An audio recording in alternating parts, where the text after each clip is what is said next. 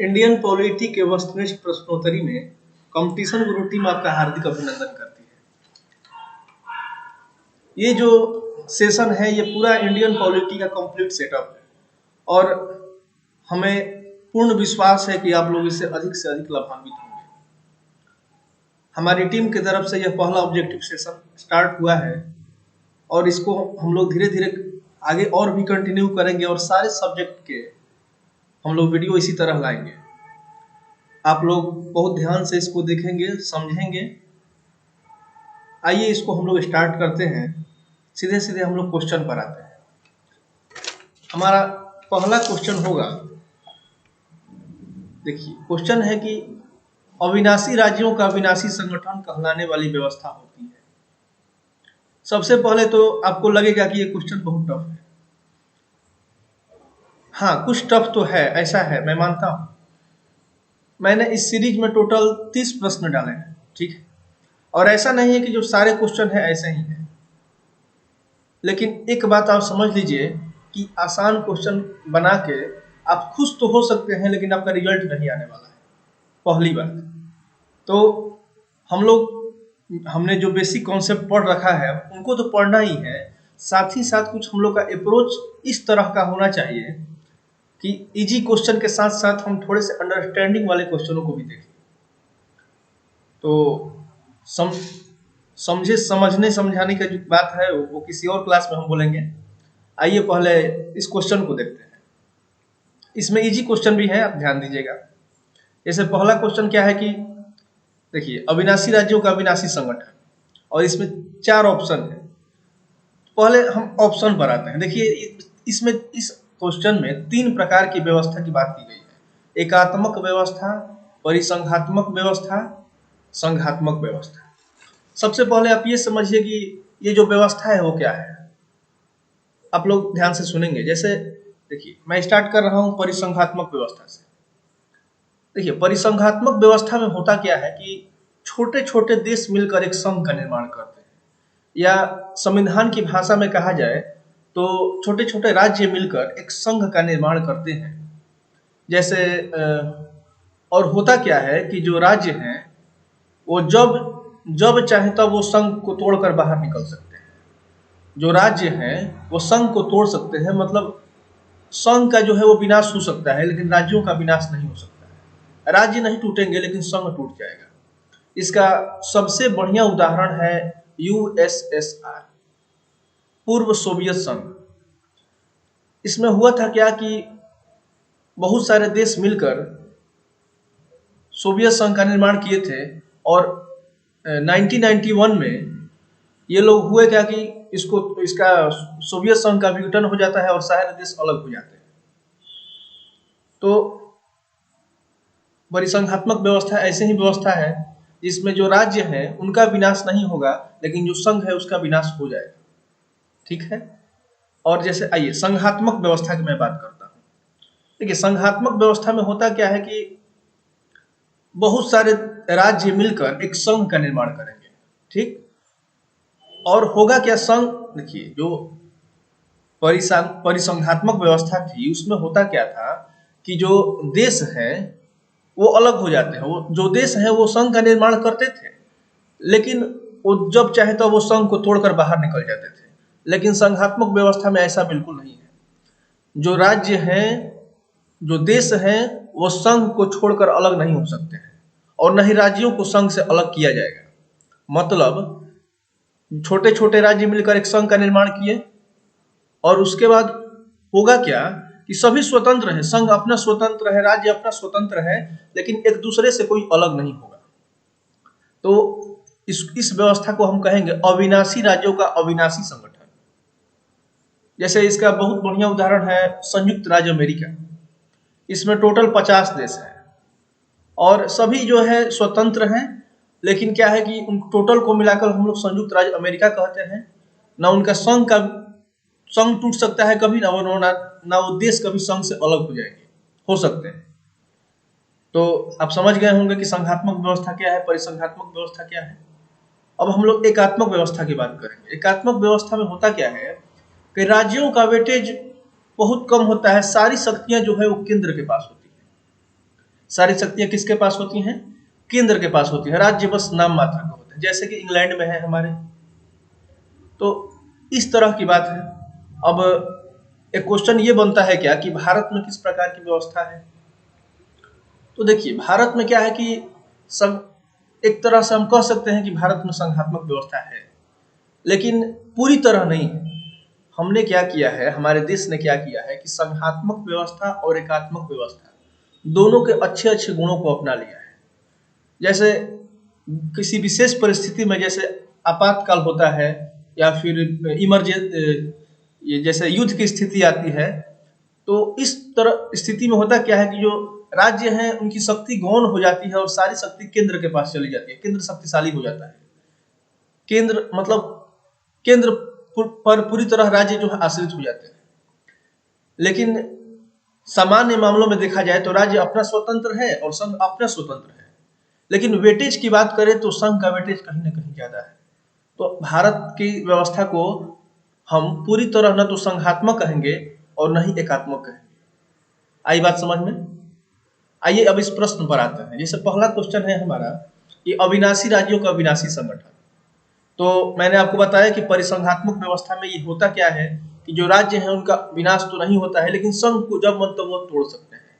तो इसका right answer क्या होगा कि, एक मिनट में पेन ले लेता हूं।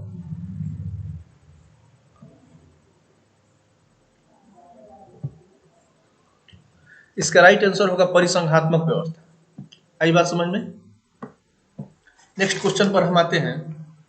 देखिए, अगला क्वेश्चन है कि अविनाशी राज्यों का अविनाशी संगठन। इसमें क्या होगा कि न तो राज्यों का विनाश होगा और न ही जो संगठन है उसका विनाश होगा। तो इसको हमने क्या बोला था, अमेरिका वाला एग्जाम्पल, संघात्मक व्यवस्था। ठीक है। नेक्स्ट देखिए, क्वेश्चन है क्या, आइए, बहुत ही सिंपल क्वेश्चन है, आपने पढ़ा होगा। सरकारी सेवाओं में नामजदगी का सिद्धांत समाप्त कर कंपनी के महत्वपूर्ण पदों को प्रतियोगी परीक्षाओं के माध्यम से भरने की प्रक्रिया किस अधिनियम द्वारा शुरू की गई? इसका सीधे आंसर होता है 1853 का चार्टर अधिनियम। ठीक है, आते हैं हम लोग। इसका मैं कर दे रहा हूं, कर्सर कहां गया? 1853 के चार्टर अधिनियम। ठीक है। नेक्स्ट, अप्रत्यक्ष चुनाव प्रणाली का प्रारंभ किस अधिनियम से माना जाता है? 1813 में नहीं था, 33 में नहीं था, 53 में नहीं था, 1892 का भारत परिषद अधिनियम ये बात कर रहा है।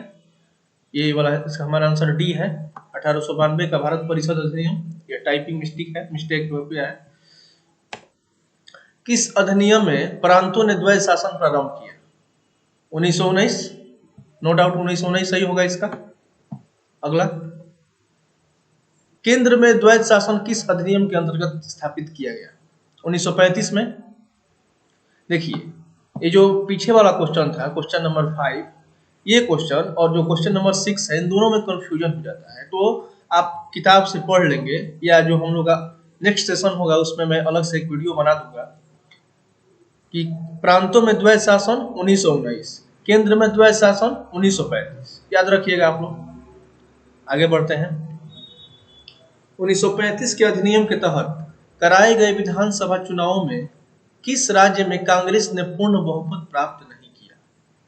देखिए, ये जो चुनाव है, जो 1935 का जो अधिनियम है, ये 1936 में लागू होता है और इसके प्रावधानों के आधार पर 1937 में चुनाव होता है, जिसमें कांग्रेस को 5 जगह पूर्ण बहुमत प्राप्त हुआ था, जिनमें मद्रास सही है, बिहार सही है, उड़ीसा में भी पूर्ण बहुमत प्राप्त हुआ था, लेकिन बंगाल में पूर्ण बहुमत प्राप्त नहीं हुआ था। बंगाल में कोई एक कृषक पार्टी थी, कृषक प्रजा पार्टी, शायद मुझे याद आ रहा है। तो इसका आंसर बंगाल होगा। और मुस्लिम लीग को कहां बहुमत प्राप्त हुआ था? तो सिंध में। आप लोग नोट कर लेंगे कहां हुआ था, सिंध में। देखिए, अगला क्वेश्चन है कि 1937 के चुनाव के पश्चात यूपी में गठित मंत्रिमंडल में किसको वित्त विभाग मिला था? ये तो ठीक है, रफी अहमद किदवई होगा इसका आंसर। आगे बढ़ते हैं। भारत के लिए संविधान की रचना हेतु संविधान सभा का विचार सर्वप्रथम किसने प्रस्तुत किया था? ऑप्शन है जिसे इसके स्वराज पार्टी, कांग्रेस पार्टी, मुस्लिम लीग।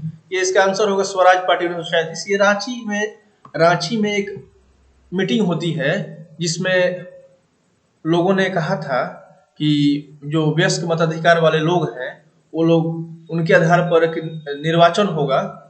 मतलब कहने का मतलब ये है कि निर्वाचित प्रतिनिधि होंगे और वो लोग नहीं इसका मांग किया था। ठीक है, आइए। स्वतंत्रता के पूर्व के दिनों के प्रारंभ में किसने संविधान निर्मात्री सभा का विचार प्रस्तुत किया था? B R Ambedkar, Annie Besant, Jawaharlal Nehru. ये नहीं होगा, एम एन राय इसका राइट आंसर है। ठीक है। भारत का संविधान अंगीकृत और अधिनियमित हुआ था। आपका आंसर क्या होगा? नवंबर 26, 1949। अगर आपसे कोई ये पूछे कि भारत का संविधान लागू कब हुआ था तो आप क्या बोलेंगे? 26 जनवरी 1950। भारत की प्रस्तावना में, संविधान की जो हमारी प्रस्तावना है उसमें ये जो वर्ड है अंगीकृत और अधिनियमित, ये स्पष्ट रूप से लिखा गया है कि भारत के लोग, हम भारत के लोग इस संविधान को 26 नवंबर 1949 को अंगीकृत, अधिनियमित और आत्मार्पित करते हैं। तो ये लाइन जो है डायरेक्ट वहीं से है। और कोई क्वेश्चन डायरेक्ट ऐसे भी देता है कि संविधान के अंगीकार की तिथि बताएं, तो 26 नवंबर 1949। नेक्स्ट, संविधान सभा द्वारा स्थापित मौलिक अधिकारों और अल्पसंख्यक हित सलाहकार समिति के अध्यक्ष कौन थे? इसका आंसर होगा क्या? सरदार पटेल। सरदार पटेल होगा। और इसमें उप समिति भी बनी थी जिसमें दो लोग थे, एक जेबी कृपलानी थे और एक कोई और था। कोई था नहीं, जेबी कृपलानी थे, कोई और था, देख लीजिएगा आप लोग। भारतीय राजनीतिक व्यवस्था में इनमें से कौन सर्वोच्च है? सर्वोच्च न्यायालय है, संविधान है, संसद है कि धर्म है? तो सबसे सर्वोच्च की बात की जाए तो संविधान, संविधान से बड़ा कोई नहीं है। ठीक है। भारत में न्यायिक पुनरीक्षण की संकल्पना किस देश के संविधान से ली गई है? ठीक है, तो इसका उत्तर क्या होगा? संयुक्त राज्य अमेरिका, यूएसए। देखिए, न्यायिक पुनरीक्षण का मतलब है कि सर्वोच्च न्यायालय विधानों एवं आदेशों का न्यायिक पुनर्विलोकन कर सकता है तथा उन विधानों एवं आदेशों को शून्य घोषित कर सकता है जो संविधान के प्रावधानों का क्या करते हैं? उल्लंघन करते हैं। ठीक है, न्यायिक पुनरीक्षण समझ गए आप? आगे बढ़ते हैं। ठीक, लिखित संविधान का आरंभ किस देश से हुआ था बताइए? अमेरिका। और एक बात आप जानते हैं कि अमेरिका का जो संविधान है वो विश्व का सबसे छोटा लिखित संविधान है, जिसमें मात्र 7 अनुच्छेद शामिल है। अमेरिका का संविधान विश्व का सबसे छोटा लिखित संविधान है, इसमें मात्र कितने अनुच्छेद हैं? 7। भारत के संविधान के निर्माताओं का मत किसमें प्रतिबिंबित होता है? उद्देशिका, मूल अधिकार, नीति निर्देशक तत्व की मूल कर्तव्य? तो इसका आंसर होगा उद्देशिका। ठीक है, उद्देशिका में क्या होता है? भारत के निर्माताओं का मत प्रतिबिंबित होता है। आगे बढ़ते हैं। देखिए, जहां समझाने लायक होगा मैं खुद ही समझाता चलूंगा। ठीक है, और जैसे जैसे जो क्वेश्चन है उसको सीधे सीधे आप लोग बढ़ते जाइए ऐसे ही। आइए, भारत के संविधान की प्रस्तावना में कितने प्रकार के न्याय, स्वतंत्रता और समानता का उल्लेख है? तो देखिए, ये कह क्या रहा है? जैसे हमारे संविधान की प्रस्तावना में लिखा है कि भारत में सामाजिक, आर्थिक और राजनीतिक न्याय, विचार, अभिव्यक्ति, विश्वास, धर्म एवं उपासना, स्वतंत्रता की बात करता है। और 2 प्रकार की समानता है, प्रतिष्ठा और अवसर। तो हमारा आंसर क्या होगा? 3, 5 और 2। 3 तरह का क्या है? न्याय है। 3 तरह का न्याय है, 5 तरह की स्वतंत्रता है और 2 प्रकार की समानता है। न्याय 3 प्रकार के कौन कौन है? सामाजिक, आर्थिक और राजनीतिक। और स्वतंत्रता कौन कौन है? विचार, अभिव्यक्ति, विश्वास, धर्म और उपासना। 2 प्रकार की समानता की बात करेगा, प्रतिष्ठा और अवसर। तो ये कुछ क्वेश्चन को अलग अलग तरह से पूछेगा, कभी सीधे न्याय दे देगा, कभी स्वतंत्रता दे देगा, कभी समानता दे देगा। आप लोग देखिएगा इसको। नेक्स्ट, कल्याणकारी राज्य का उद्देश्य क्या है? इस क्वेश्चन को देखिए आप। अधिकतम संख्या का अधिकतम कल्याण सुनिश्चित करना, कमजोर वर्गों के कल्याण का प्रबंध करना, सभी नागरिकों को स्वास्थ्य सुविधाएं देना, या इनमें से कोई नहीं, यहाँ ऑप्शन नहीं था, इनमें से क्वेश्चन इसमें ऑप्शन था कि इनमें से सभी, यहाँ टाइपिंग मिस्टेक है, यहाँ ऑप्शन था कि इनमें सभी, ठीक ना, सभी। तो क्या इसका उत्तर होना चाहिए? आप लोग वीडियो पॉज करेंगे और इसका आंसर खुद देंगे और उसके बाद वीडियो प्ले करेंगे और मेरा आंसर सुनेंगे। इसका जो आंसर है वो पहला आंसर है, इसका आंसर अधिकतम संख्या का अधिकतम कल्याण सुनिश्चित करना। कल्याणकारी राज्य का क्या उद्देश्य होना चाहिए? अधिकतम राज्य का अधिकतम कल्याण सुनिश्चित करना, ठीक है। नेक्स्ट, शून्यकाल संसदीय व्यवस्था किस संसदीय व्यवस्था की देन है? बताइए। तो शून्यकाल हमारे भारत देश की व्यवस्था की देन है। शून्यकाल कहाँ का है? भारत का है। भारत ने सभी जगहों से अपने संविधान में कुछ ना कुछ लिया है और शून्यकाल जो है वो खुद से क्रिएट किया है। सदन के दोनों सदनों में प्रश्नकाल के ठीक बाद के समय को शून्यकाल कहते हैं, जो 12 बजे से आरंभ होता है और वर्तमान में यह 1 से 2 तक चलता है, 1 बजे से लेकर 2 बजे तक। प्रश्नकाल के ठीक बाद के समय को क्या कहेंगे हम लोग? तो शून्यकाल कहेंगे, ठीक है। भारत में समाजवाद के किस स्वरूप को अपनाया गया है? फेबियन समाजवाद, साम्यवाद समाजवाद, लोकतांत्रिक समाजवाद कि सर्वहारा वर्ग का समाजवाद? ठीक है, देखिए इसका आंसर होगा लोकतांत्रिक समाजवाद। पहले आप आंसर देखिए, लोकतांत्रिक समाजवाद। तो आपके मन में उठेगा कि लोकतांत्रिक समाजवाद है क्या, क्या इसका स्वरूप है और भारत ने इसको क्यों अपनाया है। तो थोड़ा सा हम लोग लोकतांत्रिक समाजवाद की ओर चलते हैं। यहाँ समझना है, आप लोग ध्यान से समझेंगे। पहले तो आप ये समझिए कि लोकतंत्र का मतलब क्या होता है, लोकतंत्र किसे कहते हैं। लोकतंत्र माने, लोकतंत्र को और हम तोड़ेंगे तो लोक और तंत्र। लोक मतलब लोग, जनता, और तंत्र मतलब एक शासन, सिस्टम। तो लोगों के द्वारा शासन जिसमें वो अपना प्रतिनिधि स्वयं चुनते हैं, इस व्यवस्था को लोकतंत्र कहा जाता है। और समाजवाद क्या है? तो समाजवाद में धन संपत्ति का स्वामित्व और वितरण समाज के नियंत्रण के अधीन रहता है। क्या होता है? धन संपत्ति का स्वामित्व और वितरण समाज के नियंत्रण के अधीन रहता है। तो समाजवाद है और ये लोकतंत्र है। अब आइए लोकतांत्रिक समाजवाद। देखिए अगर इसके परिभाषा की बात करें कि लोकतांत्रिक समाजवाद क्या है, तो समाजवाद की एक ऐसी शाखा जो यह मानती है कि राज्य के माध्यम से और लोकतांत्रिक उपायों से धीरे धीरे समाजवाद की स्थापना की जा सकती है। अगर एक लाइन में मैं बोलूं तो यह विचारधारा लोकतंत्र और समाजवाद दोनों को बनाए रखना चाहती है, ठीक है। तो लोकतांत्रिक समाजवाद का एक छोटा मोटा सा मैंने आपको साधारण में समझाया इस चीज को कि लोकतांत्रिक समाजवाद क्या है। आगे बढ़ते हैं। प्रस्तावना को संविधान का परिचय पत्र कहा है। किसने कहा है? किसने प्रस्तावना को संविधान का परिचय पत्र कहा है?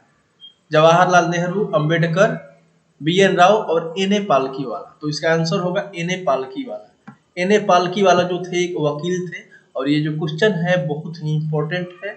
आप इस क्वेश्चन को अलग से भी होगा तो सर्च कीजिएगा एन.ए. पालकीवाला के बारे में।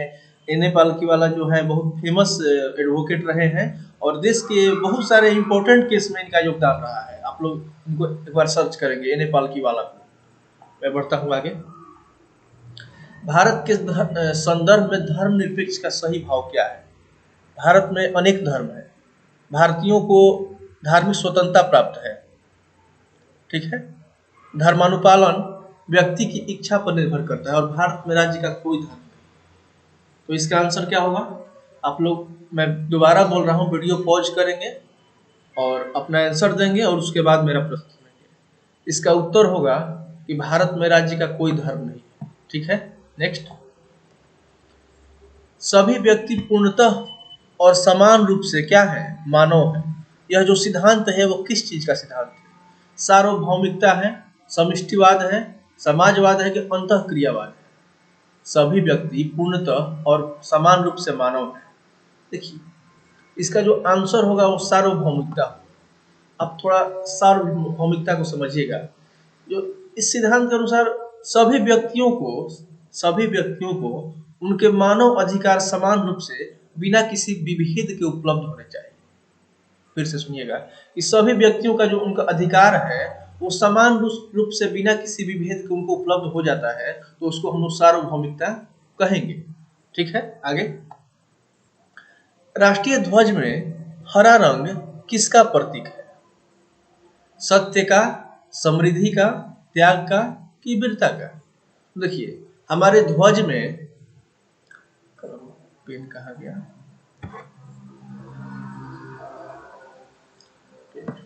हमारे ध्वज में 3 कलर है, केसरिया, हरा, सफेद, और जो चक्र है वो नेवी ब्लू या ब्लू है और उसमें 24 तिलियां हैं। तो जो केसरिया रंग है, जो सबसे ऊपर होता है वो जागृति का है, शौर्य का है, त्याग का है। सफेद जो रंग है वो सत्य का है, पवित्रता का है। और जो हरा रंग है वो जीवन समृद्धि का है। कहता है ये चक्र हमारा कदम कभी न रहे रुकेगा, ऊंचा सदा रहेगा, झंडा ऊंचा सदा रहेगा। तो ये जो हरा रंग है ये जीवन समृद्धि का, अर्थात इस प्रश्न के अनुसार ये 4 ऑप्शन, इसमें समृद्धि हमारा राइट आंसर। मैं आगे बढ़ता हूं। तिरंगे को राष्ट्र ध्वज के रूप में किस अधिवेशन में अपनाया गया? बहुत ही अच्छा क्वेश्चन है। किस अधिवेशन में अपनाया गया? हरिपुरा, लाहौर, बेलगाम कि इलाहाबाद? तो 1929 में जो कांग्रेस का अधिवेशन हुआ था लाहौर में, उसी अधिवेशन में तिरंगे को राष्ट्र ध्वज के रूप में अपनाया गया था, जिसके अध्यक्ष थे पंडित जवाहरलाल नेहरू। रावी नदी के तट पर हुआ था। और एक बहुत ही पुरानी लाइन है कि हमें अच्छी तरह याद है कि जब हम रावी के पुनीत तट पर एकत्र हुए थे तो रावी की चंचल लहरों ने हमसे कहा था कि तुम मनुष्य होकर भी गुलामी पसंद करते हो, धिक्कार है तुम्हें, हवा को देखो वो निर्बंध है। इस तरह हमारा उत्साह जागता है। वहां नेहरू ने लोगों के बीच अध्यक्षता की और लाहौर अधिवेशन में उनका बहुत योगदान रहा है। तिरंगे को राष्ट्र ध्वज के रूप में अपनाया भी जाता है। आगे बढ़ते हैं। किस स्मारक पर वर्ष भर राष्ट्र ध्वज फहराने की व्यवस्था की गई है? भारतीय संसद, राष्ट्रपति भवन, सर्वोच्च न्यायालय, इनमें से सभी? इसका राइट आंसर होगा इनमें से सभी। नेक्स्ट, राष्ट्रगीत को सर्वप्रथम सबसे पहले किसने स्वरबद्ध किया? तो आप राष्ट्रगीत वंदे मातरम, इनका आंसर होगा यदुनाथ भट्टाचार्य। अब यदुनाथ भट्टाचार्य के बारे में आप थोड़ा सर्च करेंगे अलग से। देखिए आप में कुछ ना कुछ क्रिएटिविटी होनी चाहिए। ये नहीं कि आप क्लास में गए, टीचर ने पढ़ाया, आपने पढ़ा और आप घर चले गए, ऐसा नहीं होता है। आप अगर किसी आपने कोई क्लास किया या फिर कुछ भी पढ़ा तो उसमें से कुछ अगर आपको मिलता है, जैसे कि इसको अलग से सर्च करने की जरूरत है। और सबसे बड़ी चीज कि आपके पास आज इंटरनेट है, गूगल है। आपके मन में कुछ भी आता है या कुछ भी जानकारी आपको नहीं है तो तुरंत आप जाकर उस पर सर्च करेंगे। और एक जो सजेशन है हम लोग का, हमारी टीम का, कि जब हम लोग क्लास में ये बात बोलते हैं कि इस चीज को आप सर्च कीजिएगा, तो इसका मतलब कि आपको सर्च करना होगा। इससे क्या होगा कि आपके ज्ञान का विस्तार होगा, कहीं ना कहीं आप इस चीजों को समझेंगे और कुछ दिन के बाद से आप स्वयं इतने परिपक्व हो जाएंगे कि आपको सिखाने की आवश्यकता नहीं रहेगी। आप एक काम कीजिएगा, यदुनाथ भट्टाचार्य को आप सर्च कीजिएगा। मैं आगे बढ़ता हूँ। संविधान के किस प्रावधान के अंतर्गत भारतीय संसद को नया राज्य बनाने का अधिकार है? देखिए इसका आंसर होगा अनुच्छेद 3। अनुच्छेद 3 के तहत राज्यों का निर्माण, उनके क्षेत्रों, सीमाओं, नामों में परिवर्तन का अधिकार सब भारतीय संसद करती है। ठीक ना? और 3 हो गया तो 1 और 2 देख लीजिए। 1 में क्या होता है? संघ का नाम है, राज्य क्षेत्र है। और अनुच्छेद 2 में क्या है? राज्यों का प्रवेश है, राज्यों की स्थापना है। नेक्स्ट, भारत में एक नया राज्य सृजित करने वाले विधेयक को पारित होना अनिवार्य है। संसद में साधारण बहुमत और कम से कम 2/3 राज्यों के अनुसमर्थन द्वारा, संसद में साधारण बहुमत द्वारा, संसद में 2/3 बहुमत और कम से कम 2/3 राज्यों के अनुसमर्थन द्वारा। इसका आंसर होगा क्या? साधारण बहुमत से पारित होता है ये। इसमें 2/3 बहुमत कुछ नहीं होता है। सिंपल चीज कि साधारण बहुमत द्वारा संसद में एक नया राज्य सृजित करने वाले विधेयक को पारित किया जाता है। नेक्स्ट, नीचे दिए गए राज्यों को भारत संघ के संपूर्ण राज्य का दर्जा प्राप्त होने का सही कालानुक्रम कौन सा है? देखिए मैं अगर ऑप्शन की बात करूं तो चारों ऑप्शन में जो नाम है वो सेम है। ये आते हैं ऑप्शन नंबर क पर, सिक्किम। तो सिक्किम हमारा बना था 75 में। सिक्किम 75 में और अरुणाचल प्रदेश 82 में, नागालैंड 63 में और हरियाणा 66 में। तो हमें क्रमबद्ध करना है, नागालैंड 63, 66, 75 और 82। हमारा ऑप्शन नंबर ख सही है, ये राइट आंसर है। ठीक है, हमारा जो आज का सेशन था मैं यहीं पर एंड करूंगा, लेकिन जब मैं अगले सेशन में आऊंगा और मैं